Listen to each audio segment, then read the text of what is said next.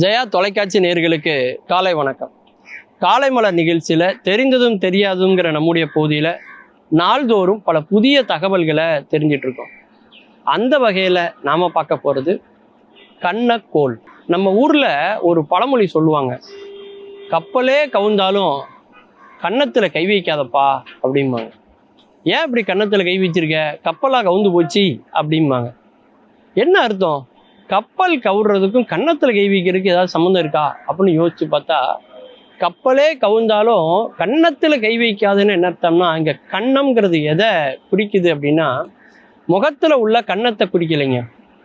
கன்னம் என்பது ஒரு வகையான ஆயுதம், கண்ணக்கோல் அப்படின்னு அதுக்கு பேர். அந்த காலத்தில் திருடர்கள் இரவில் ஒரு வீட்டில் திருட போகிறதுக்கு ஒரு ஓட்டை அமைப்பாங்களாம், துளை போடுவாங்க. அந்த துளை போடுவதற்கு பயன்படுத்தக்கூடிய ஒரு கருவிக்கு பேர் தான் கண்ணக்கோல் அப்படின்னு பேர்.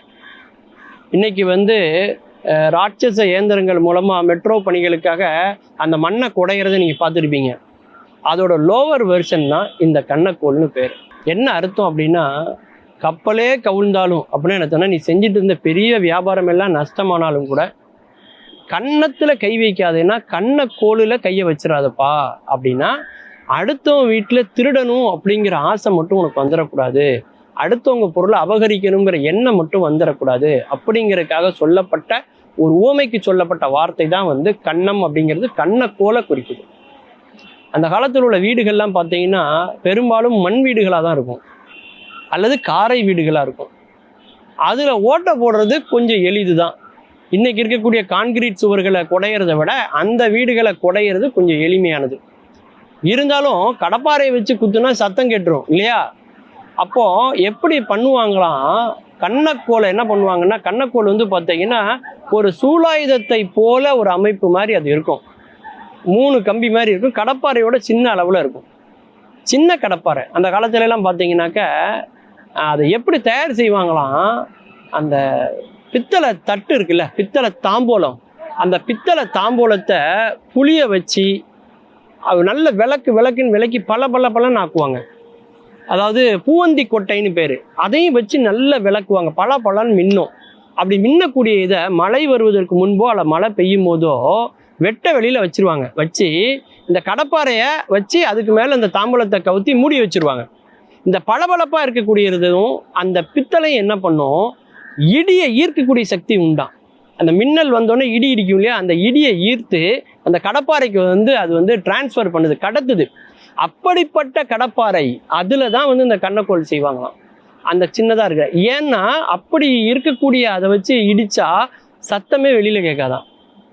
அப்போ அந்த மாதிரியான கடப்பாறையை பயன்படுத்தி கண்ணக்கோலை செஞ்சு அவங்க இது பண்ணுறாங்க. இதை நீங்கள் ரஜினி முருகன் ஒரு படம் வந்துச்சு, அதில் கூட நீங்கள் பார்த்துருக்கலாம்.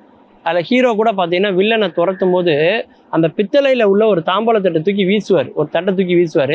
அது ஒரு கல் ஒரு தூணில் போய் குத்திக்கிட்டு நிற்கும். மழை இடி பெஞ்சோடனே அந்த வீட்டோட முதல் பகுதியே இடிஞ்சு விழுற மாதிரியான ஒரு காட்சியை கூட நீங்கள் பார்த்துருக்கலாம். அந்த அளவுக்கு நுட்பமானது இந்த கண்ணக்கோல். அதுலேயும் இந்த கண்ணக்கோலை எங்கே போடுவாங்க அப்படின்னா, அந்த வீடு முன்னக்கூட்டியே உங்களுக்கு நல்ல பரிச்சயமாயிருக்குமா. அங்கே எங்கே கல்லாப்பட்டி இருக்குது அப்படின்னு தெரிஞ்சுக்கிட்டு, கல்லாப்பட்டி இருக்கிறது பக்கத்தில் தான் அந்த கண்ணக்கோலையே கரெக்டாக போடுவாங்களாம். அந்த கண்ணக்கோல் பார்த்தீங்கன்னா ஒரு ஆள் உள்ளே போயிட்டு வெளியில் வர்ற அளவுக்கு அந்த துவாரம் ஏற்படுத்துவாங்க. வீட்டில் ஏற்படுத்தி உள்ளே போய் அந்த பணத்தை எல்லாம் எடுத்துகிட்டே வந்துடுவாங்க, இல்லை பொருளை எடுத்துகிட்டு வருவாங்க. பெரும்பாலும் இதை திருடர்கள் பயன்படுத்தக்கூடிய ஒன்றாக தான் இந்த கண்ணக்கோல் அப்படிங்கிறது இருந்திருக்கு.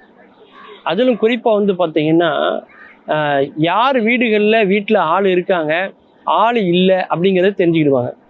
வீட்டில் ஆள் இல்லாத வீட்டில் தான் இந்த கண்ணக்கோலையை பயன்படுத்துவாங்க. ஆட்கள் இருக்கிற வீட்டில் இந்த கண்ணக்கோலை பயன்படுத்துறது இல்லை. ஆள் இல்லாத வீட்டில் போய் இவங்க அந்த கண்ணக்கோலை பயன்படுத்தி அந்த திருட்டு தொழிலை மேற்கொள்வதற்காக இந்த கண்ணக்கோல்னு ஒன்று அந்த காலத்தில் பயன்படுத்தியிருக்காங்க. இன்னைக்கு அதுக்கெல்லாம் வாய்ப்பே இல்லை. எல்லாமே சுற்றி 4 பக்கமும் சிசிடிவி கேமராலாம் மீண்டும் பல புதிய தகவல்களோடு அதில் அறியப்படாத பக்கங்களோடு உங்களை சந்திக்கிறேன். நன்றி, வணக்கம்.